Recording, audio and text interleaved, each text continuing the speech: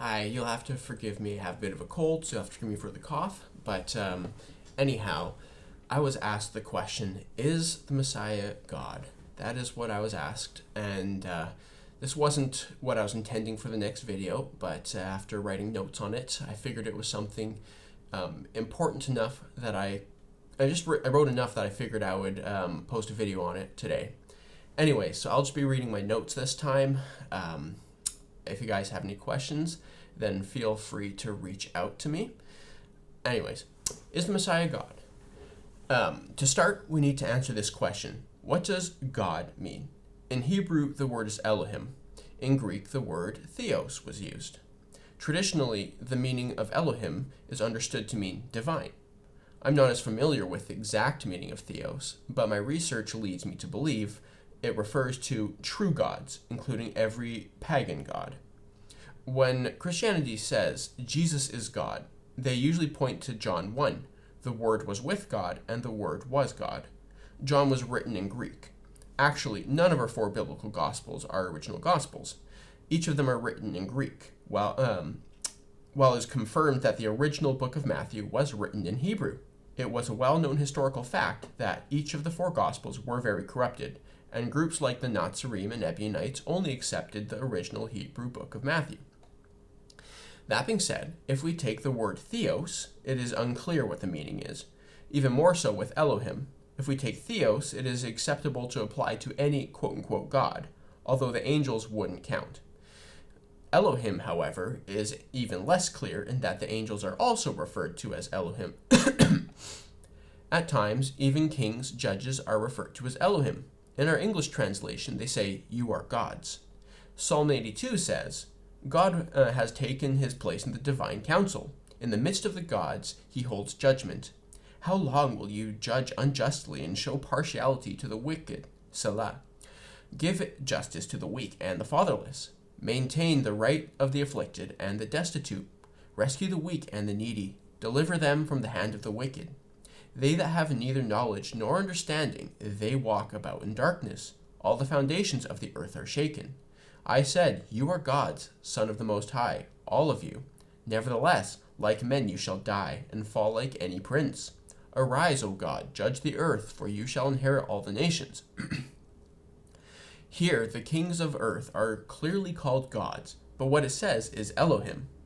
Actually, Peter addresses this very issue in the homilies of Clement. He mentions that this was one of the many traps laid in the scriptures for wicked men to be deceived by, for though they are called gods, there is only one true God. Nevertheless, this goes to show that calling the word referring to the Messiah, Elohim or Theos, does not mean anything specifically significant. The words have lost significant meaning. Another peculiar example is when Messiah said, I am, referring to John 8. It has been said at many times that the Israelites knew he was claiming to be God. This is used as a foundation for Christian doctrine that Jesus is God. So the Jews said to him, You are not yet 50 years old, and have you seen Abraham? Jesus said to them, Truly, truly, I say to you, before Abraham was, I am. So they picked up stones to throw at him, but Jesus hid himself and went out of the temple. Actually, what they say has some validity in this example. There are a number of interpretations, however. One interpretation is that he actually is claiming to be the Most High. This is the Christian interpretation. I will show various problems with this interpretation shortly. The second interpretation is that it doesn't say, I am what I am, but rather should be translated as, I will be what I will be. The problem is that this doesn't fit the context of the statement. The third interpretation is that it is corruption, perhaps. There could be other interpretations I do not know of, but I will present my opinion as the last interpretation. The Most High did not speak in the burning bush, but rather Messiah did. There are many pieces of evidence for this. For instance, Moses was informed that anybody who looked upon the Most High's face would die. Similarly, in the book of John, Messiah said that people of Israel had not seen his Father at any time. These appear to contradict this verse. Ezekiel 33. Exodus 33. Now Moses used to take the tent and pitch it outside the camp, far off from the camp, and he called it the tent of meeting. And everyone who sought the Lord would go out to the tent of meeting, which was outside the camp.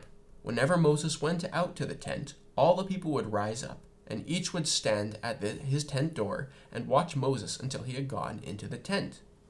When Moses entered the tent, the pillar of cloud would descend and stand at the entrance of the tent, and the Lord would speak with Moses. And when all the people saw the pillar of cloud standing at the entrance of the tent, all the people would rise up and worship, each at his tent door. Thus the Lord used to speak to Moses face to face, as a man speaks to his friend. When Moses turned again into the camp, his assistant Joshua, the son of Nun, a young man, would not depart from the tent. Deuteronomy 34. And Joshua, the son of Nun, was full of the spirit of wisdom, for Moses had laid hands on him. So the people of Israel obeyed him and did as the Lord had commanded Moses. And there has not arisen a prophet since in all Israel like Moses, whom the Lord knew face to face. John 6. No one has seen the Father except the one who is from God. Only he has seen the Father. My personal favorite evidence for this interpretation comes from Zechariah 12. And the Lord will give salvation to the tents of Judah first, and the glory of the house of David, and the glory of the inhabitants of Jerusalem will not pass that of Judah.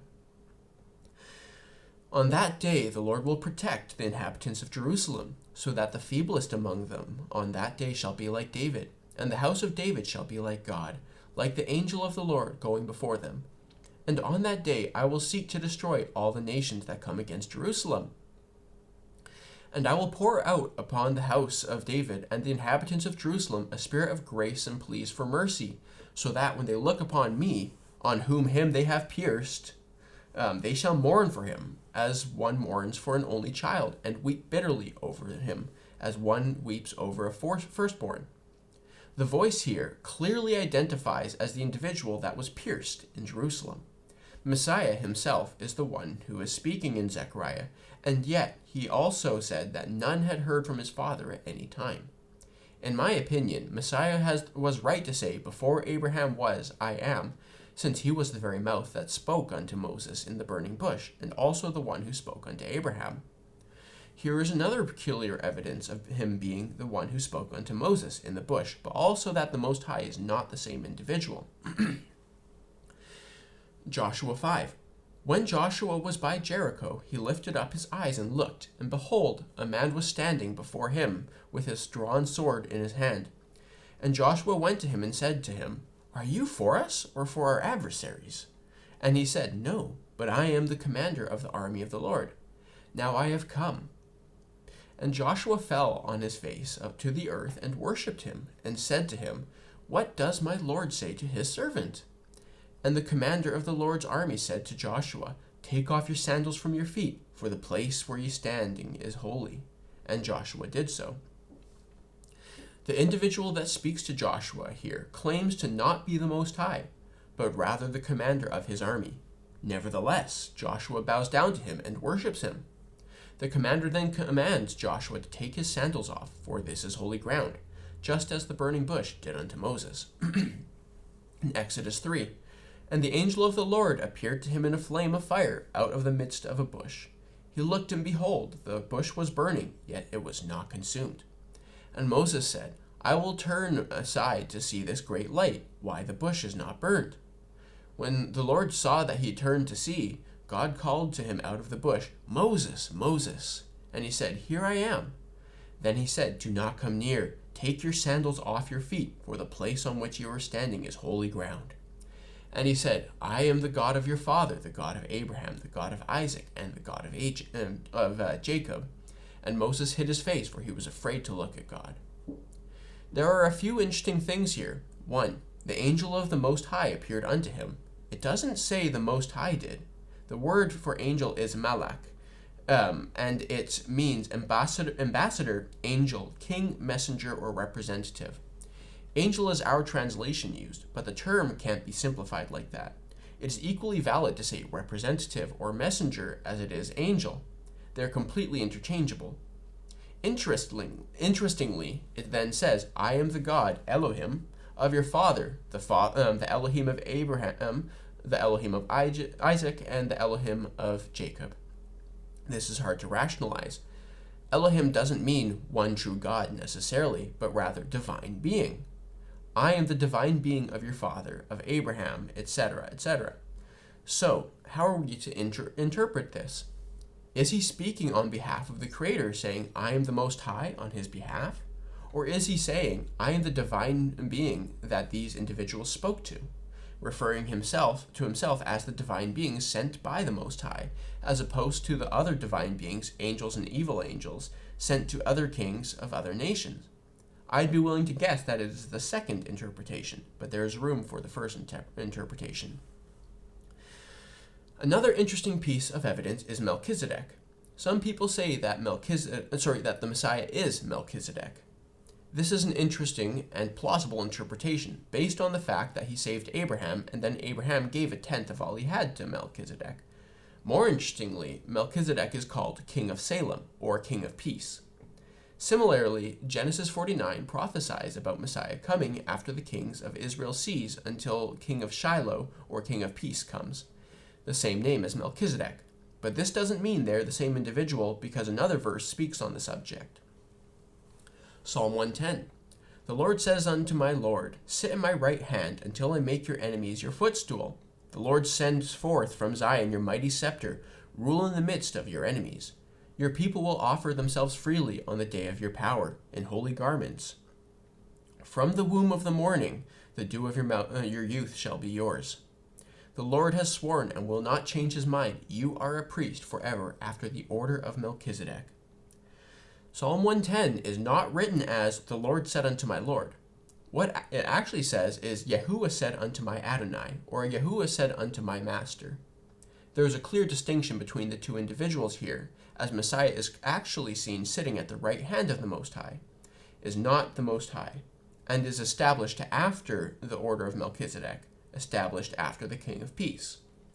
There are other interpretations about who Melchizedek is, such as being Shem, son of Noah, but I won't go into those. What we can say, however, is that the Messiah is depicted as below the Most High, and yet at his right hand. One example from the Tanakh, Old Testament, is Daniel, but there is another blatant example of the New Testament also, in the New Testament also. Daniel 7. As I looked, thrones were placed, and the Ancient of Days took his seat. His clothing was white as snow, and the hair on his head like pure wool. His throne was fiery flames, and its wheels were burning fire. A stream of fire issued and came out from before him. 1,000,000 served him. 10,000 times 10,000 stood before him. The court sat in judgment, and the books were opened. And then continued later, I saw in the night visions, and behold, with the clouds of heaven there came one like a son of man. And he came to the Ancient of Days, and was presented before him. And to him was given dominion, and glory, and a kingdom, and all peoples, nations, and languages should serve him. His dominion is an everlasting dominion, which shall not pass away, and his kingdom one that shall not be destroyed. There are many connecting verses to this, such as 2 Samuel 7, which I will reference there, about the everlasting kingdom, and he who rules it. Anyways, there are many other verses that talk about this individual who reigns over the kingdom forever. These verses describe him as David's descendant, judging the nations, ruling over a land devoid of any form of bloodshed, etc. That being said, I will mention one more verse about the relationship between him and his father, and then point to a peculiar doctrine about him and what verses actually say. John 20. Jesus said to her, Woman, why are you weeping? Whom are you seeking? Supposing him to be the gardener, she said unto him, Sir, if you have carried him away, tell me where ye have laid him, and I will take him away. Jesus said to her, Mary. She turned and said to him in Aramaic, Rabboni, which means teacher. Jesus said to her, Do not cling to me, for I have not yet ascended to the Father, but go to my brothers and say to them, I am ascending to my Father and your Father, and my God and your God. In this example, we see Messiah clearly acknowledging that the Most High is, indeed, higher than he is. He goes as far as to say unto Mary that his Father is also his God. He acknowledged that his Father is, indeed, higher than he is. Two more examples I'll mention of this are before he was captured to be crucified and when he spoke of not knowing the time of his return. Luke 22. And he came out and went, and as was his custom, to the Mount of Olives, and the disciples followed him. And when he came to the place, he said to them, "Pray that you do not enter into temptation." And he withdrew from them about a stone's throw, and knelt down and prayed, saying, "Father, if you are willing, remove this cup from me. Nevertheless, not my will, but yours be done." In this verse, Messiah clearly acknowledged the supremacy of his Father's will, and actively aligned his will with his Father's, despite acknowledging his hardship and desire to escape this suffering. It is sufficient to say that his will was not always in alignment with his Father's, and that he had to actively choose to alignment, recognizing the superiority of his Father. Matthew 24. But concerning that day and hour no one knows, not even the angels of heaven, nor the Son, but the Father only. For as were the days of Noah, so will be the coming of the Son of Man. For as in those days before the flood they were eating and drinking, marrying and giving in marriage, until the day when Noah entered the ark, and they were unaware until the flood came and swept them all away, so will be the coming of the Son of Man. In Matthew 24, it is made clear that only the Most High knew the exact timing of the judgment leading to the resurrection and his return. This excluded him and the angels. Some have said he temporarily left his divinity behind, and this may be a valid argument, except for the many verses that mention him hearing things from the Most High when he is divine. For example, Psalm 110 records the Most High informing the Messiah of his destiny. There would be no reason for him to tell his Son of his destiny, to have his ministry made after the order of Melchizedek if he was all-knowing. This does, however, bring up the next very important issue to address on this subject. Messiah is not treated as eternally perfect, nor a blood son of the Most High. It has been said that Jesus is the Son of Mary and the Son of God. It has been said that he is fully God and fully human, in that his Father is God and not Joseph. This is what is written in the New Testament, as we have at this time. It has been said, therefore, that he was able to live blamelessly without ever sinning because of his divinity. Is this true, however? The prophecy of the virgin birth is found in Isaiah 7.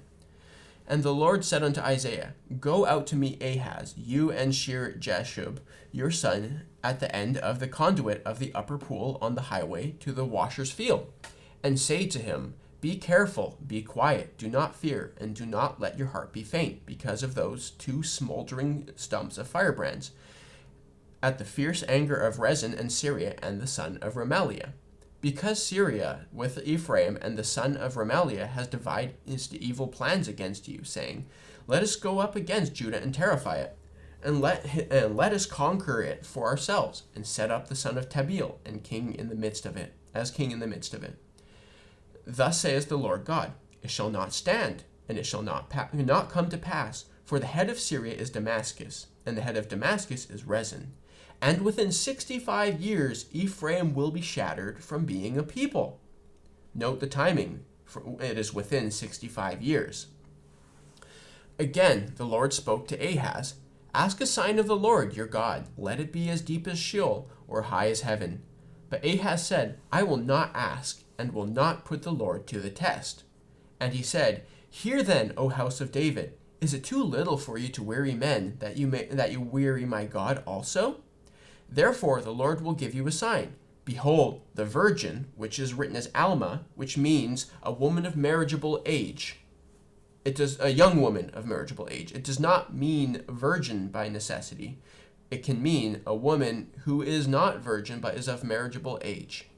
Shall conceive and bear a son, and shall call his name Emmanuel. He shall eat curds and honey when he knows how to refuse the evil and choose the good. For, behold, the boy," which is referring to this so-called virgin birth, this child here, which Christians attribute to the Messiah, "before the boy knows how to refuse the evil and choose the good, the land whose two kings you dread will be deserted. The Lord will bring upon you and upon your people and upon your father's house such days as have not come since the day of Ephraim departed from Judah, the king of Assyria." This goes back to the 65-year prophecy. This has always been about that. Here it's saying that this child of this woman, this young woman of marriageable age, he shall not yet know to choose the good and evil before the coming invasion of the king of Assyria. When did this happen? 700 BC. Isaiah 8.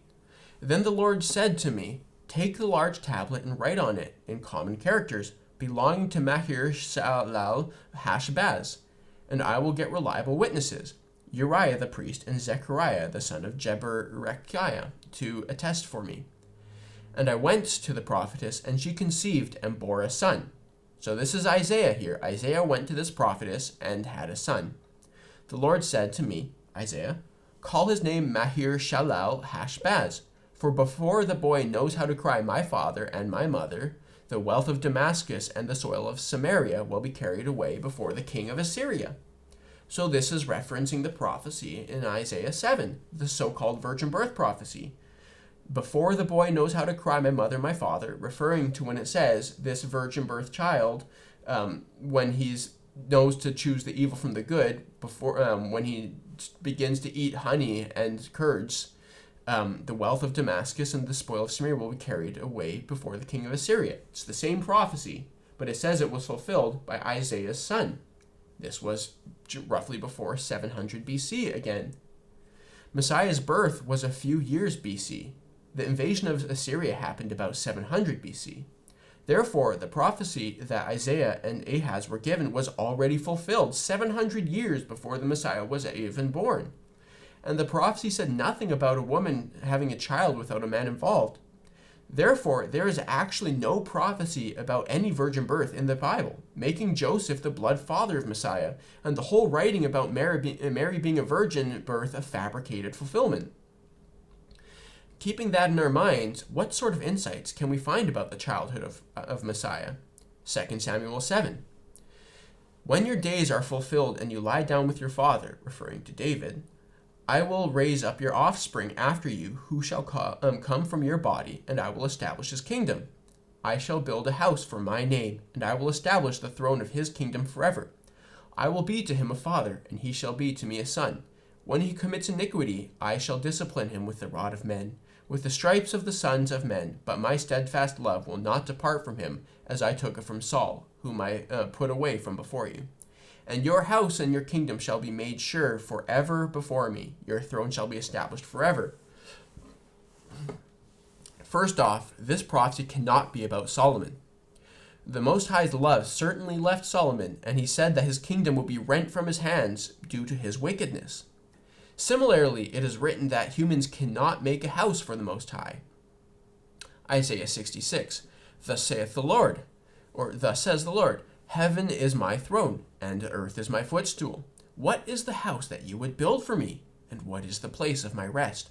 All these things my hand has made, and so all these things came to me, declares the Lord. 1 Kings 8, but will God indeed dwell on earth? Behold, heaven and the highest heaven cannot contain you. How much less this house that I have built, referring to Solomon's. Solomon's cannot contain him. 2 Chronicles 2, but who is able to build him a house, since heaven, even highest heaven, cannot contain him? Who am I to build a house for him, except as a place to make offerings before him?